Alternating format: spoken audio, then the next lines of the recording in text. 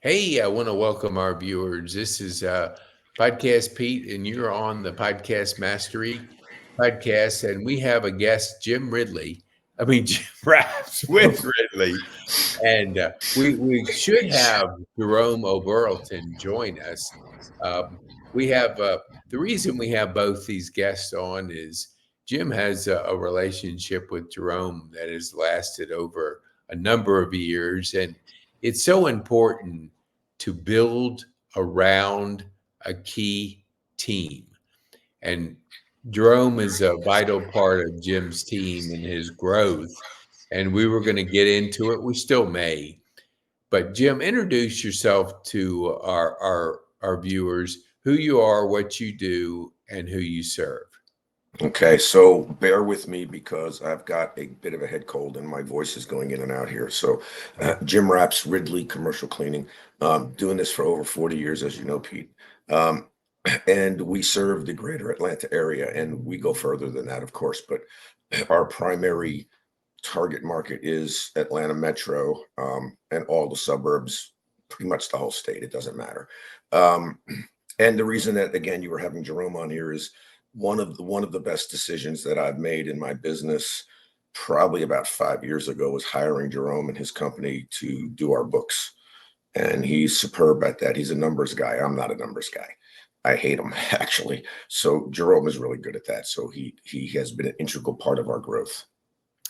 And yeah, and we'll get to Jerome in just a second, but I wanted our viewers to know really more about Ridley cleaning, and your success has been built around three concepts. And for our viewers, I'll mention them, and then I want you to comment on them as we go through it. You have 40 plus years of this experience in this industry, which anybody that has that many years, it's like you can wake up in the middle of the night and recite what needs to be done in the business. It's like you live and breathe this business. And the other thing, well, there's two more. The other thing is it's a family business. And I think in the days of the corporate hierarchy of levels of management, and you're not talking to the right person, you either voicemailing a person, you can't get a hold of people when you need them. Family businesses bring us a key element to our our workforce. And the other thing is one thing that is one thing that I think is very rare today is the kind of customer service that you bring. And what I mean by that for our viewers is Jim picks up the phone. He calls you back. He talks to you. He comes and comes to visit you. And today we've gotten so high tech that we've lost kind of a connection to our customer. And I think that 20 years ago wouldn't have been a big deal, maybe 10 years ago. But today, it's like a rare thing that people actually talk to you. So, Jim, let's first go into the 40 plus years.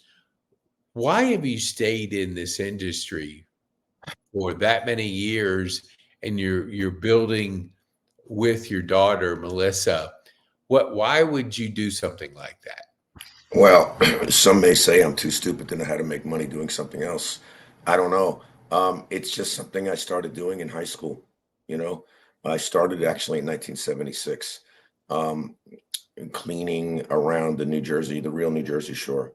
My dad had a little restaurant, which we called the luncheonette in those days, and the Mhm. guy who used to wax my dad's floors in the store, the Driftwood luncheonette, stopped showing up. So dad just said, "Jimmy, you do the floors." And I like to say you didn't argue with my father in those days, or you got the back of a hand, you know. Yeah. And so I started doing the floors, and I learned how to do them and paste wax and all that kind of stuff.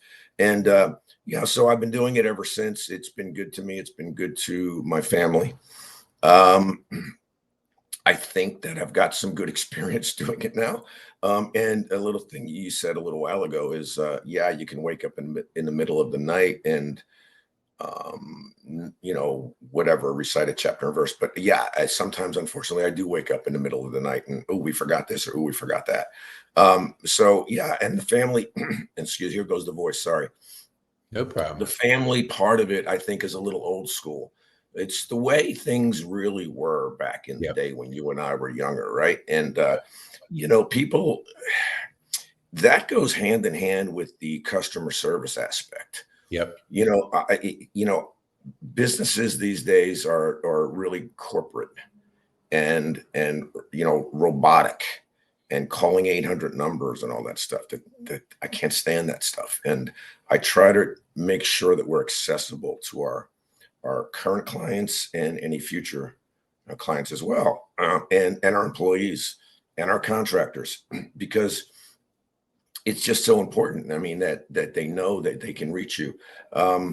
It's I like to tell people, if they can't get a call back within an hour, check the hospitals or the morgue, because that's either that or I'm on an airplane or something. But we give that customer service because it's crucial. We know we're in a people business, Pete. So Yep. what I mean by that is, no matter what we do, our people are going to let us down at times. We have a really good group of people, but they're gonna let us down at times. But what we can control is the customer service. We can always control that. All right. So that's what we focus on, to make sure that's superb and that we never let anybody down with poor customer service. So we're always going to make sure we do that right. Let me ask you a question as it relates to Melissa and working with your daughter. She obviously gets exposed to the many years that you've been in this business. Did you feel like, because of her understanding of your philosophy, of the way you serve and the way you approach your business, that she was attracted to this industry and therefore works side by side as a partner with you? There's some truth to that, I think, Pete, but I think it also is how it happened, really. I needed a change along the excuse me. Over the years, I have mostly worked for myself, but I've also worked for a few other companies. And at the time that Ridley came to be, I was in one of those crossroads. I needed to do something that I knew and understood and could build confidently, and that would keep me home in my own bed every night instead of all the traveling that I have done. Mhm. Um, and Melissa just happened to be at that point as well, where she could help me do it. So it kind of came together. But Melissa, like my other three daughters, have all kind of grown up understanding this industry, Right. and all of them have worked with me at one point or another. It just kind of was, it worked because it all came together at the right time. And I think that's how a lot of good success stories happen, right? It's Yes. sometimes you can do all the planning in the world and it doesn't always work. But it works because we both uh, give our blood, sweat, and tears to it. We went probably 3 years. I think you know this. We probably went 3 years without taking a salary, till finally our CPA said, "You guys got to take a salary." So we've continuously put back into the company to help us get to where we are. Yeah, I really like, and I visited a couple weeks ago your BNI, and at the table with us, I was on your right side and Amanda was on your left side. And for those that are familiar with BNI, it's a Business Network International, and it's a referral based, built relationship, meet weekly organization. And I'm really surprised how many people have never heard of it when I'm out there talking about it. So, Amanda, when I was talking to her afterwards, I was blown away with the success of her company when, of course, I hadn't seen her in years because I being that I was in BNI, then I said, well, Well, how are you guys doing? And so she shared that Charles has B&I up in Alpharetta. The teams of people. What has B&I done for you, for the business owners out there and the people that kind of think, how am I going to build my business? I know we've had conversations about this. Referrals are absolutely critical. What is it? What is BNI and referrals? How has that helped your business? Um, a game changer. It's a game changer. So when people are young and trying to start out in a service business, the number one thing you need, besides of course cash, is you need customers. It's really hard to get customers by knocking on doors, and that's it's such a waste of time. Yep. When you position yourself in a good BNI group, which we are in, Amanda and I are in the best BNI group. And I don't have any problem saying that. And if other people in other BNI groups in the Atlanta area don't like it, well, then you guys got to do better. What can I say? We have about 70 members and we pass a lot of business. It doesn't happen overnight, though. You've got to get in there and follow the philosophy of givers gain. So when you meet people who are former BNI members that aren't in anymore and they don't like it, it's because mostly in my opinion, they didn't follow the program, which I was guilty of as well. At the beginning, I thought I could do it my own way. It doesn't work that way. So you go in there and you follow the program, which is really simple. It's givers gain philosophy. You give and then you will receive. But Amanda also has been in it about as long as I have, and she and Charles' painting company has really grown leaps and bounds. And as you mentioned, Charles recently joined the group up in Alpharetta, and Amanda's in the Smyrna group with me. And so it's also nice to be able to sit there with her every week and, have her there. But it's look, the reason that room keeps growing now, it's about, I don't know about twice the size, but it's appreciably larger than when you were there last. Yes. Right. And it's because it is a really solid group. Yes. But the referral is where it's at. The referral is what you want, because Yeah. when people call you, you're kind of like the expert, and a referral beats a lead anytime. Yeah. Yeah. For those that are, and I had a person on, and when I asked him how he acquires business, he cold calls. I think Jerome should be trying to get on right now. Oh, really? I don't see him Yeah, in. see if you can find him. He just texted me and said he's on. Oh, really? Yeah, and now Yeah. he's calling He me. I might, don't know. it's funny because he might be, but he's not in the green room. So I'm wondering where I don't know. I don't know, but I don't want to ruin I know. Hey, the what we can podcast. do, Jim, I'll see him and I'll let him Yeah. in if he does come in. And if he doesn't, he's there. He can hear us, but he's not able to engage with our viewers. So maybe this is a time we talk about him because he can't say anything back. There you go. Okay. So I do want to mention, and I want to talk about that. So until I see him in the green room and let him in, let's just pretend he's out there, that he's just quiet and not engaging like he would help us walk us through an answer or two. So Yeah. Jerome, we'll get you next time. That's for sure. Okay, let me get back to one thing, and then we'll go to the reason I wanted Jerome on the podcast with us. I never knew this until about 2 years ago. When you talk about cold leads versus referral leads, for our viewers, I want you to take away this, because when I asked this gentleman how he acquires business, he says he knocks on doors. And so he has a great concept. But if your strategy is to cold call, you have a strategy you'll eventually wear out, because that is the lowest form of conversion that's out there. And here's why. When you look at what, if a lead comes in and they call you, Jim, the first thing they say and it's not a warm lead. I'm not talking about a lead pass within BNI. They say, "What's your price?" They don't know you. So the only thing they can go off is price. So Yeah. that forces you in the defensive mode to defend your price instead of if Well, I'm trying to think who's the person that passes leads to you at BNI. Give me a well, name. first of all, Pete, in BNI, we call them referrals. Okay. Lead. We don't want leads. Leads Yeah. are Okay. garbage. Leads don't have any power behind them. Okay, a Okay. referral has power. So what I do is I'll say, okay, so I was out. Where was I?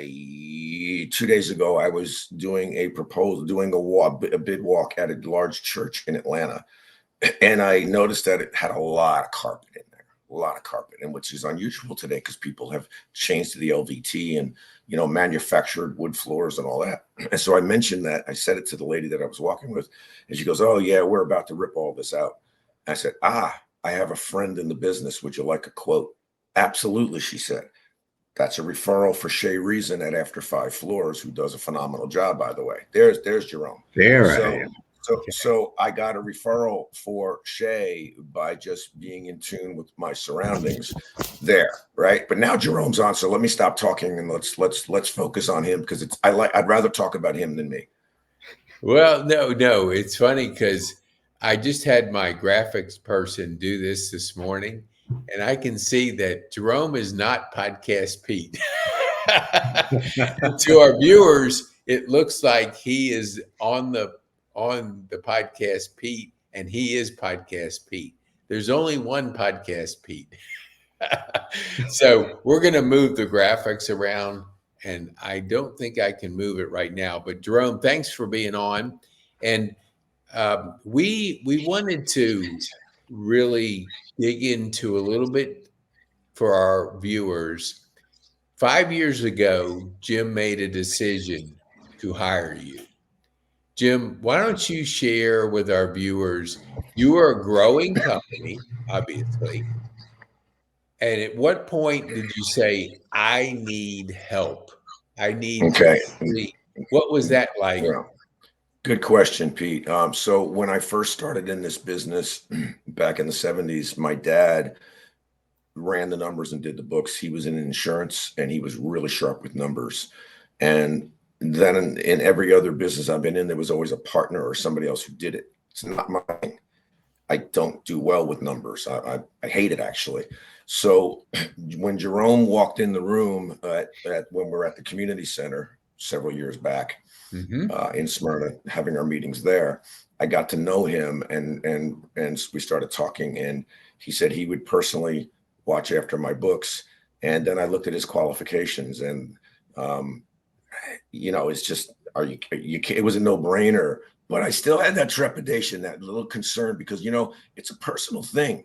When you give somebody access to your books, to your bank accounts, you got to really feel good about that person. There has to be a high level of trust there. But I knew that I needed it. I knew I needed help. And I knew that. So in business, I know that you have to focus on what you do well and get smarter people than yourself to do things that you're not so good at.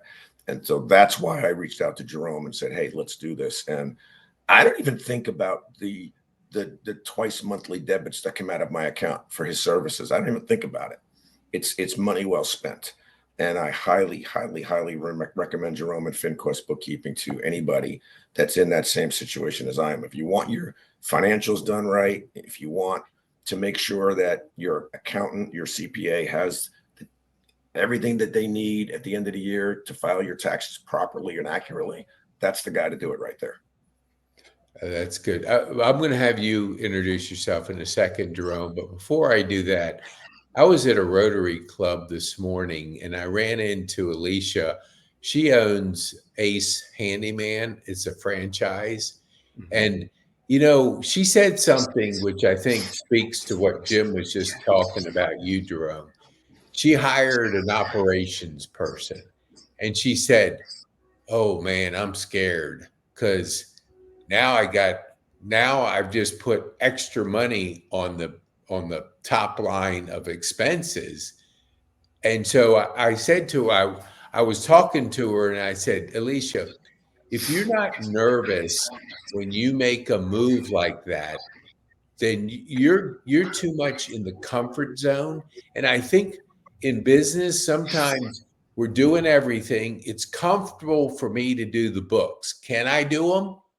Well, I would say no. But let's just say, could Jim have continued doing his own books, having some and been frustrated with numbers and wasted a lot of time? But he had to step out on faith at that moment and say, Jerome, you do the numbers, you do the strategy, you're the fractional CFO that I want on board with my team. So you step out there and you take on that additional expense. Now, 5 years later, you said it's the best thing you ever did. So I want our viewers to understand, if you're not uncomfortable with expansion and with the ability to bring a team member like Jerome's services at what he's doing, like the fractional CFO role, then I think you're comfortable with just being mediocre. And I think if you want to grow your business, you surround yourself with the team members, and it includes a person that knows the numbers, that can sit down with you and say, Jim, this is that, and can explain strategy to you. So, Jerome, what do you, when you are working with clients, it's not just numbers, but it's strategy. So share with our viewers what you mean when you say, you were on our podcast earlier and you said, that kind of, you bring that skill set to a business. Help our viewers kind of understand, what does that mean in growth of a business? Great. Well, Pete, thanks for having me on. And Jim, it's always a pleasure to be in the same room with you. So I'm glad about that. And We're- introduce we're- yourself, who you are, what you do, and who yeah, you serve, and then you can. Then I'd love you to answer that question. great. I am Jerome, and Jerome Oberto. My company is FinQuest Accounting and Bookkeeping, and we provide accounting services, bookkeeping services, all the way up through fractional CFO services. And the difference is whether or not a business just is just getting going and they're getting started. They might need more basic service like bookkeeping services. As companies start to grow, the menu of services that they need tends to expand. Uh, I think what you said a little bit earlier was important, which is as a business owner is starting to expand his portfolio, his or her portfolio, their ability to focus on everything begins to wane.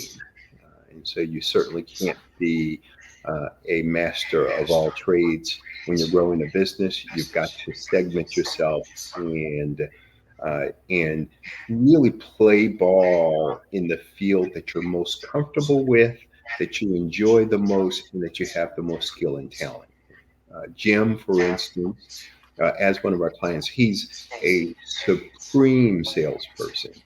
In fact, I'd probably argue to say he's one of the top salespeople I've ever met. And so, what I bring to the table really is a understanding and an awareness of what's going on financially for the business, and that's so that he can focus on what he's good at. And we each play our role. For me, as a fractional CFO, as an accountant, as a bookkeeper, I really play the role of looking at the numbers, processing the numbers, and those transactions. But at a much higher level, it then gets to decision making and insights. So, how do you get insights out of those numbers, and how do you make decisions about the direction that your company ought to be going in? And that's where I play. That's good. I really love that. You've been in BNI for many years. So has Jim. What is BNI? First, you, Jerome. What's BNI been able to provide you in the growth of your business that if somebody's never heard of the concept, what would you say to that new person that's looking to grow their business? What value have you gotten out of your relationship with the Smyrna B&I? I think the word that you just mentioned is the word, and that's relationship. At the end of the day, it's really about being able to touch people who are colleagues or who are closely related to your industry, and being able to see those individuals on a ongoing and a consistent basis, so that one, they're top of mind for you, and two, you're top of mind for them whenever you're thinking about something that might directly impact their industry. Within BNI, part of my initial thrust into BNI was, okay, how do I find and how do I develop a sales channel? And I think relationship marketing is huge for the development of sales channels, because you cut down on the number of cold calls you have to make, the number of misses that you have. You move right into a relational type of a selling atmosphere, and I think that's what BNI is all about. That's I agree with you, Jim. I mean, you have served in leadership roles within BNI, and you, I know, take it seriously. What is being a leader within that organization and that group? What has that provided for you that you could maybe share with our viewers that are considering it or needing strategies to grow their business? What would you say to that new person that's really looking to grow their business? How does leadership and BNI um, transfer to a person that is not familiar with it? Well, I have, excuse me, I have held every leadership position except president, vice president, treasurer, because I don't want any part of it. I don't want that responsibility, and I'm too busy. I'm very appreciative of those who step up and do those roles. But I've done the education coordinator. Jerome and I together did the membership. We headed up the membership team, visitor team, all that stuff. I've always told people when they come into the group, get your bearings, get your feet under you, and then volunteer. Because when you volunteer, you understand it more, and you end up getting more out of it than you really end up getting more out of it than you give. Seriously, and again, BNI's givers gain. That kind of flips for me when you step up and do education coordinator, or you do whatever it is. Um, you learn and you get a lot out of it. And I always tell people that when you get in there, try to step, even if it's just getting there early, taking advantage of the networking before the meeting, helping set the room up sometimes is important, and then staying late and doing a little networking there. But back to something else you said a little while ago, Pete. We have a long standing member in the group, probably 20 years, Jeff Dax, who I admire very much. He is a business attorney at Moore Ingram Johnson and Steele in Marietta, and he talks a lot about the three-legged stool. Okay, so a lot of people in business, I think, make the mistake of, well, I can be found online, or back in our day, it was I'm in the yellow pages, right? Mhm. Or somebody's really good at knocking on doors, or whatever. But what Jeff has always talked about, and I started listening to him because he's right, is to have more than one iron in the fire, and you can't just rely on one source to get new business. So you, Pete, several years ago helped us get an online presence, right? So if somebody's looking for a cleaning service in Cobb County or Kennesaw or Marietta or whatever, um, and they do a simple Google search or put my name in or my company name, they're going to find us pretty easy. So we get calls from that. We get referrals from BNI, which is important. And then we do other type of print advertising here and there. We're just starting a new program now in our church bulletin. We're actually going to be in two churches in the Archdiocese of Atlanta. So we'll be in that, and also other sources. So you try to get it from different sources, going to other networking groups and meetings. So BNI alone it's been a godsend for my company, but that's not all you need. You need to branch out and do several marketing kind of things to get yourself going. Of course, a website as well.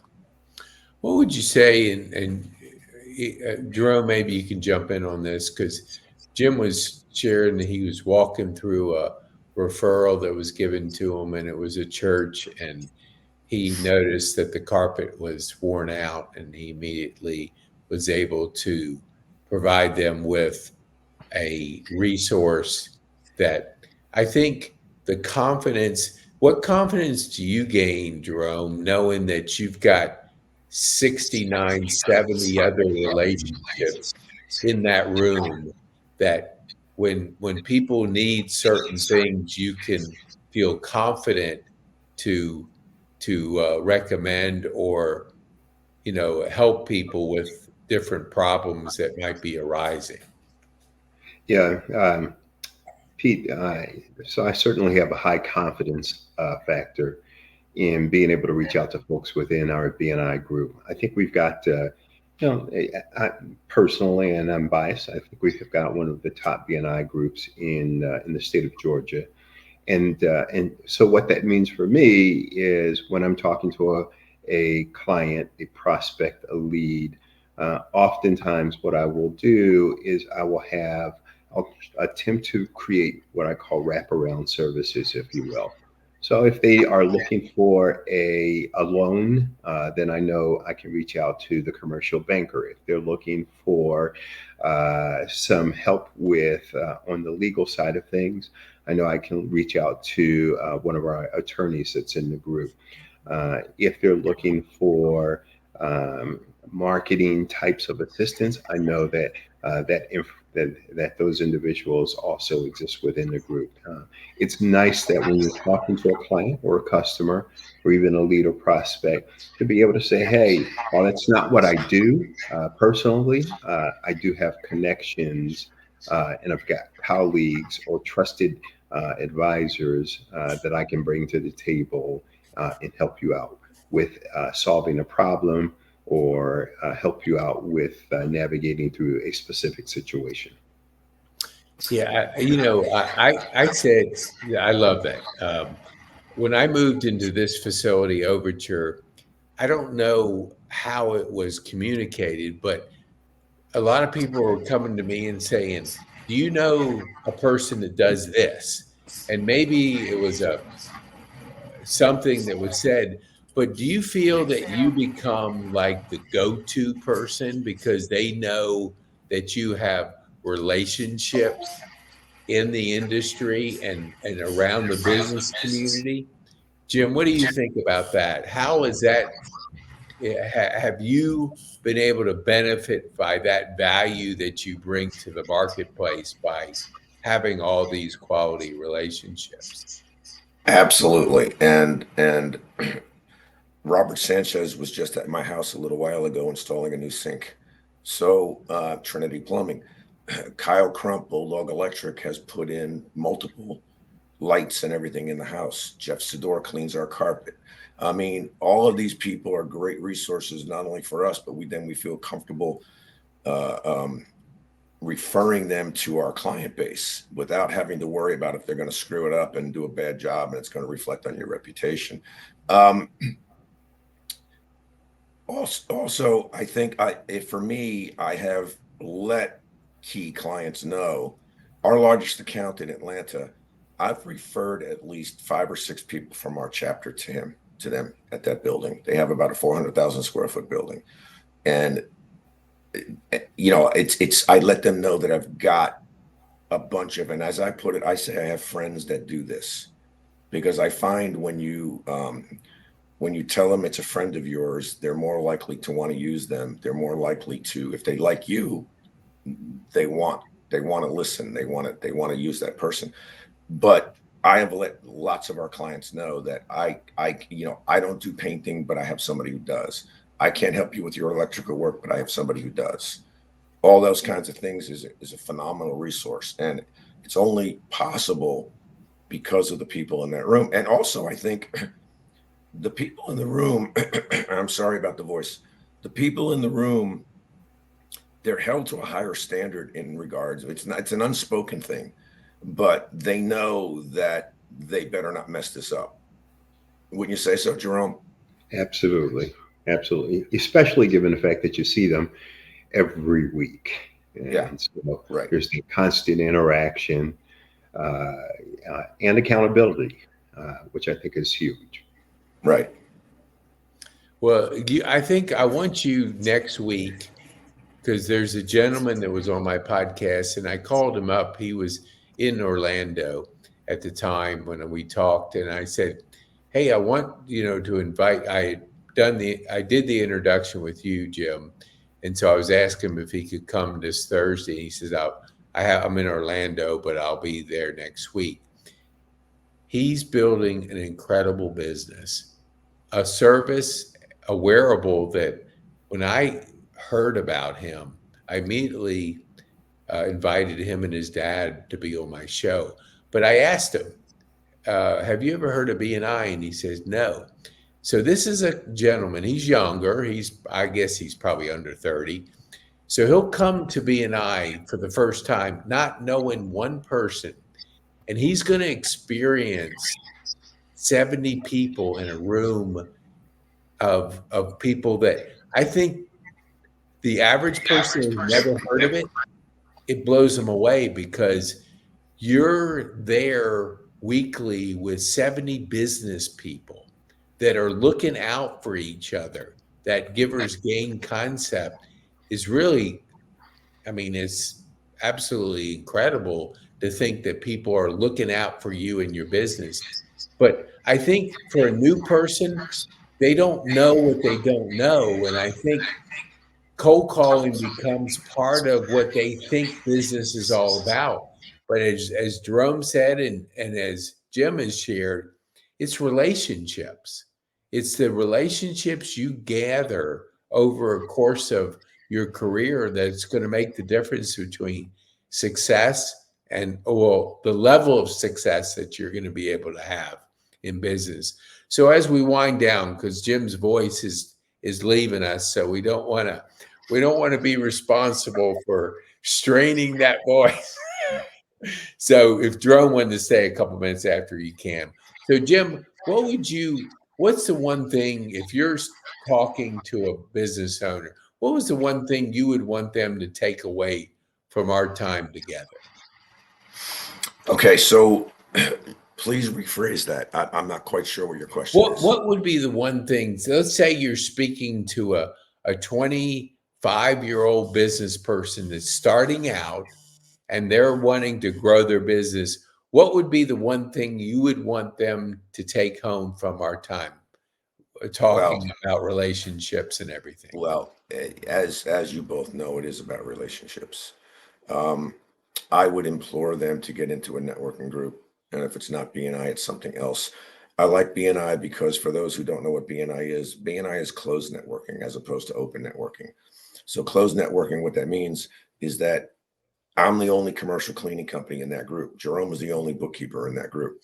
One financial services person, one attorney in a different field, personal injury or whatever it is. Um, whereas open networking can be the local Kennesaw Business Association or Marietta Business Association, where there could be 5 realtors in the association. So it's protected seats. I really think it's important to do both, though. There's good on both sides. They're both good. I personally like the BNI better because it's closed. But get out there, meet people, find a BNI group that does not have your seat taken, and visit it. Just that's it. Just visit it and see if you like it. I have brought a lot of visitors to BNI over the years, and I've never had anybody say, "Why'd you do that? I didn't like it." Whatever, be upset about it. They're always happy that they came, and many of them have ended up joining the chapter.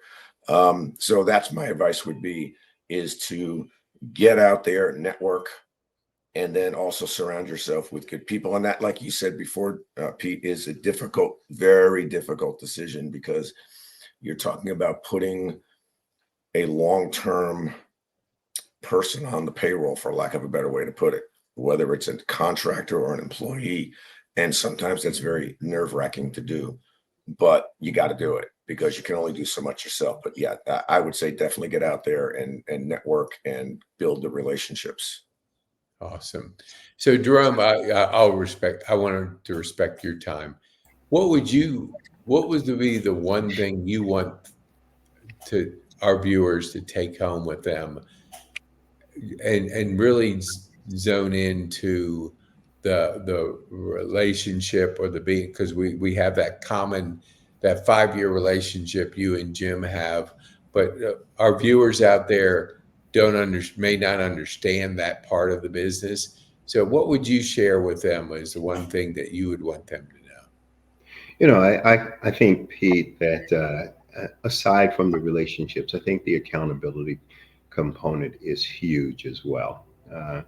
When you are hanging around people, and again, I'll just use Jim because he's here. He is a guy who does what he says and says what he does. And what's important about that is those are the kind of people you want to be around. Those are the people that you want to constantly uh, spend time with, because at the end of the day, that you're going to grow as a result. So it's not simply relationships. I think it's growing relationships. It's that accountability component that allows your relationship to grow you professionally, personally, and in other ways, socially. We have a friendship, and so we have conversations about things even outside of work. But I'm always watching him because he is a premier business owner, and from my perspective, he forces me into a place of accountability. Right, so I don't just kind of fall off the side of the earth and disappear. I'm constantly thinking to myself, "Oh, okay, I've got people that I'm accountable to, and so I've got to stay on top of my game," right? Which is great. Awesome. Well said there, Jerome. Hey, I want, as we close, how do people get a hold of, first you, Jim? I'll cheat, and I'm going to do this. Okay, so how can people get a hold of you if they're interested in wanting to talk with you about your business? Well, there you go, right there. And that is my cell phone number. And I've had that number for probably 30 something years. So anybody can have it. Call me. If I don't answer, leave me a voicemail or text me and I will call you back. If you Google my name, Jim Raps, you might get LeBron James doing a rap, because I've done that before, because he's done a couple of rap songs. But there's my email address. Feel free to text me. I do my best to make myself available to you. And if I can't, I will have somebody call you back really quick. Awesome. And Jerome, I wasn't as multitasking as I should be. I should have had you up here. So tell our viewers how they can get a hold of you. So the viewers can get a hold of me by calling me on my phone at 678-784-4039. That's my office phone. And they can also send me an email at joberlton, which is JOBERLTON at finquest1.com. Awesome. Hey, I want to thank you both for being here with us. I know for me, it's so beneficial for business owners to really understand the relationship part, the accountability part, the growth part of businesses, because growing is really what everybody wants, but sometimes we don't know the avenues to take to grow. So thank you both for being a guest and sharing your insights into business growth and how relationships have been beneficial to your success. Thanks for having me, Pete. Good to see you, Thanks Jerome. for having me, Pete. Appreciate you. You bet. Thanks. Okay. Bye-bye.